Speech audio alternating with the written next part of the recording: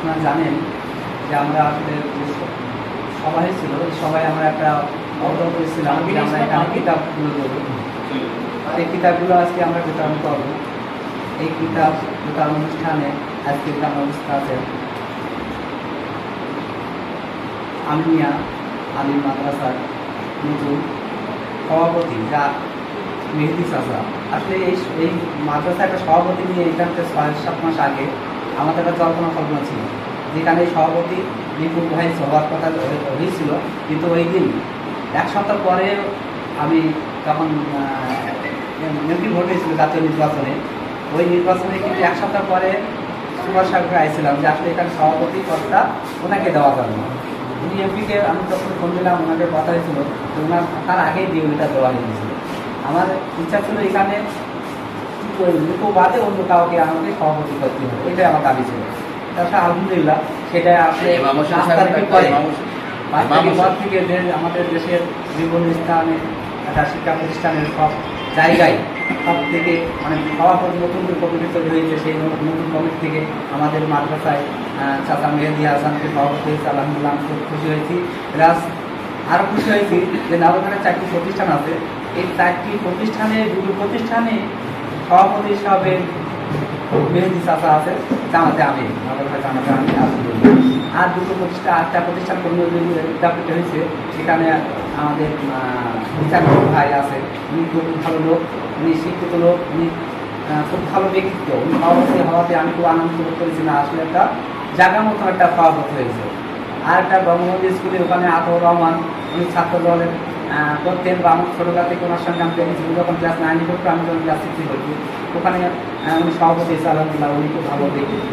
তা সবচেয়ে ভালো লেগেছে যে একটা ইউনিয়নের 4টি প্রতিষ্ঠানে 2টাই মেহেদি চাচা, অর্থাৎ জামাতকে অনেক এগিয়ে আছে। এখানে প্রমাণ হয় যে জামাত আগামী থেকে অনেক এগিয়ে যাচ্ছে আলহামদুলিল্লাহ। যাই হোক, আমি এখন বেশি বক্তব্য দেবো না। আসলে আপনারা জানেন যে আমি আসলে সবাইকে এই হাত দিয়ে কিছু দিতে পারি, সেটা আমি আনন্দ বোধ করি যে আল্লাহ সবার হাত দেয় না, সবাই হাত লম্বা করে সবাই নেওয়ার জন্যই, কিন্তু আমি আল্লাহ আমাকে দিয়েছে হাত বাড়াই দেওয়ার জন্য।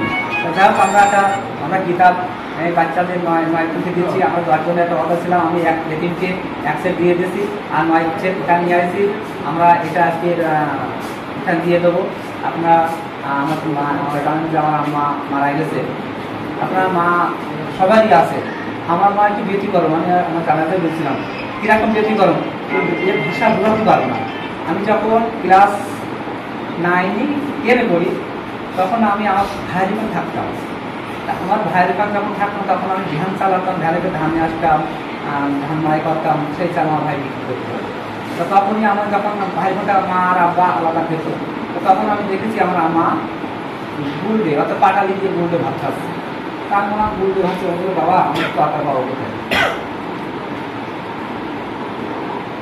আমি 3 মাস পাটালি ভাত খাই।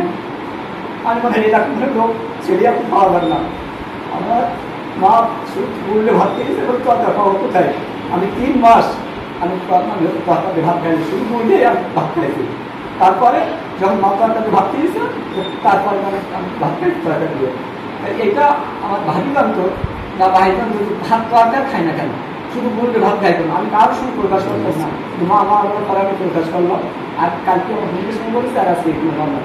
ভালোবাসাটা আলাদা, মা ভালোবাসা তার ভাব হতো, তার বাইরে আমরা কোনো কিছু করতাম না। মা আজকে মঙ্গলবার, মা বলেছে বুধবার, আমরা বুধবারই মানতাম না, আজকে বুধবার। মা বলেছে ওইটাই ঠিক।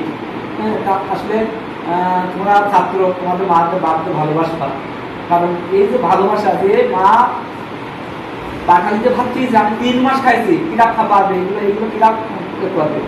আমার মা বলছিল যে কোনো ভাবিদের সঙ্গে যাওয়ার সম্পর্কে তার সঙ্গে কথা বলা যায় না। আমার বয়সে আমি ভাবিদের সঙ্গে ভাবি বলে ডাকিনি।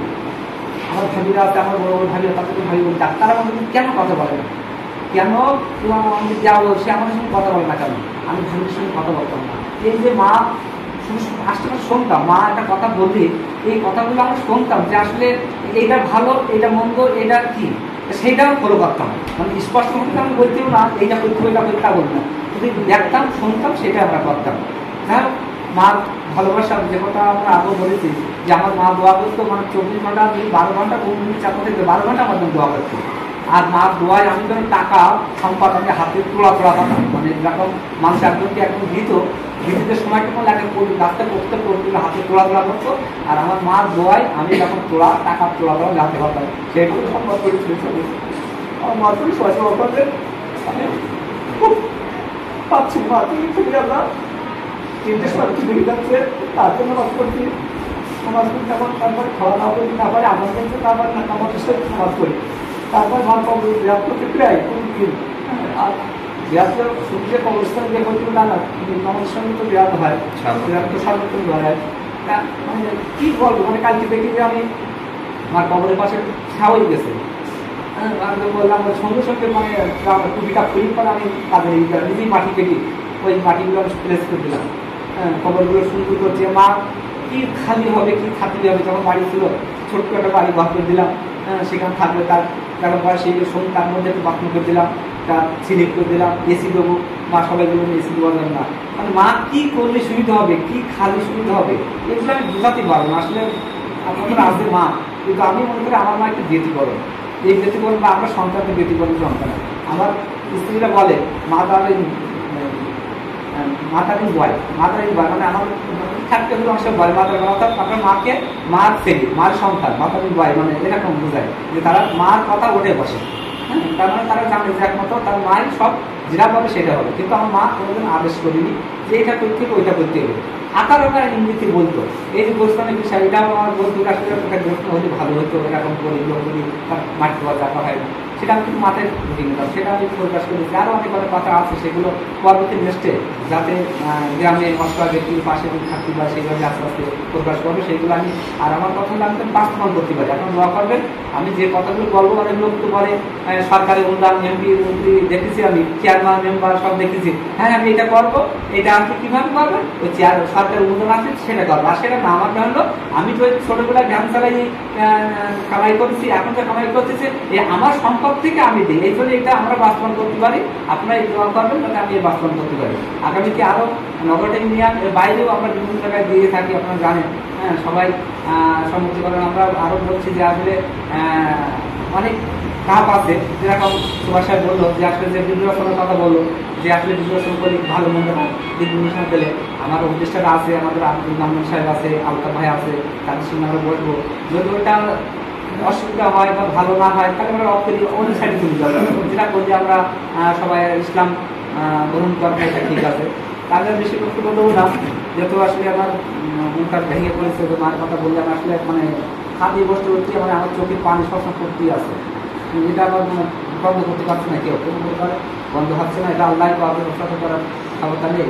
হ্যাঁ, তা যাক আমার জন্য দোয়া করবেন, আমার বেশি বক্তব্য দেবো না। আপনার স্যারেরা আছেন, আমার জন্য দোয়া করবেন। লেডিস স্যার আমরা যখন লেডিস স্যারের সঙ্গে আপনার কাছে সঙ্গে ব্যবসা করেছি, আমি স্যার লেডিস স্যারের কাছ থেকে কিন্তু আমি মুদিখানা মাল কিনি, আর লেডিস স্যার মনে আসতে যায়নি। আমি যখন ছোটোবেলায় লেডিস স্যারের দোকান ছিল পলিশ বাজারে, ওনার কাছে পাইকারি মাল নিয়ে আমি কিন্তু সস্তা বিক্রি করেছি, 1 টাকা 1.5 টাকা 2 টাকা করে তেল কিরাসিন সব মুদিখানার দোকান, এই মাল কিন্তু আমি বিক্রি করেছি।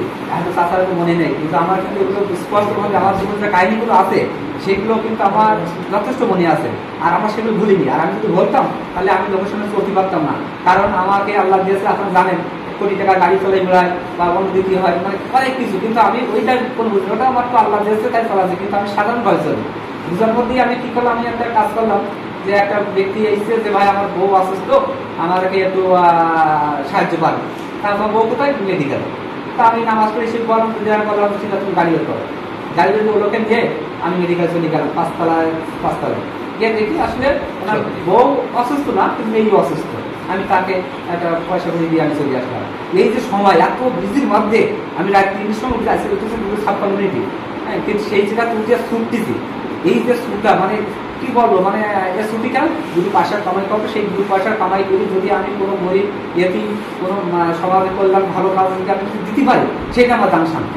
আমি আজকে কাজ করেছি শুনতে আপনার আপনি জানেন, ইট আমার কিন্তু শত শত লোক কাজ করছি, তাদের মধ্যে ইট বই তৈরি করতেছি, মাটি তুলে দিচ্ছি, হাতলাইন সাইজ করতেছি, এগুলো দেখে মানুষ কত দিন মেরে যায়, শত শত বাড়ির লোক রাস্তাতে দেখে যাকে করে কি, আমি কিন্তু কাজ করতেছি, আমার হাত দেখেন চিলি গেছিল। হ্যাঁ, আমি কাজ করে আসতেছি, এই কাজ করলে আমার ভালো লাগে, লোকের সঙ্গে তারা কাজ করার চেষ্টা করে, আমি নিজেই কাজ করি। হ্যাঁ, যাই হোক, অনেক কথা বলা আপনার কিছু মনে করবেন না। আপনারা আমার আমার জন্য দোয়া করবেন, আমার জন্য দোয়া করবেন, আমি যেন আগামীতে আরও কিছু সহায়তা করতে পারি। এইগুলো আমি বক্তব্য শেষ করছি। আসসালামু আলাইকুম। তো আমরা যারা আছি আমরাও তো কম দেখেছি।